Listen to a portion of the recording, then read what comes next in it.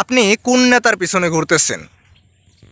ওই নেতার পিছনে ঘুরে কী লাভ যেই নেতা আপনার হাতে অস্ত্র ধরাই দিয়া আপনাকে মারামারি করতে শেখায়?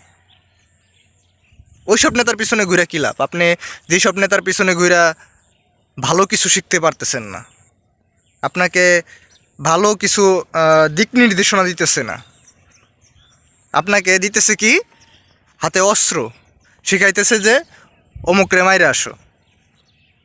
আপনি এইসব নেতার পিছনে ঘুরে কী লাভ? আপনি বিপদে পড়লে সে আপনাকে উদ্ধার করবে না, বিপদে পড়বে আপনার বাবা মা। আপনার বাবা মা বিপদে পড়বে, তার কিছুই হবে না। দেখবেন যে দিন শেষে সে আপনাকে চিনবে না। এটি স্বাভাবিক। সে আপনাকে এরকমভাবে বলতে হইতেছে, এখন সে আপনাকে টয়লেট টিস্যুর মতন ব্যবহার করতেছে। আপনার কাজ শেষ, আপনাকে সরে ফেলে দিবে।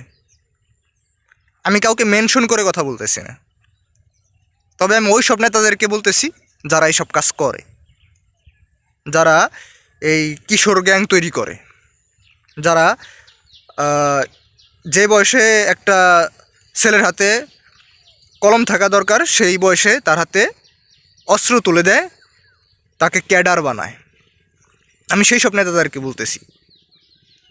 আপনাদেরকেও বলতেছি যে আপনারা ওই সব নেতার পিছনে ঘুরেন না যে আপনার হাতে অস্ত্র ধরাই দেয়, যে আপনাকে মারামারি করতে শেখায়।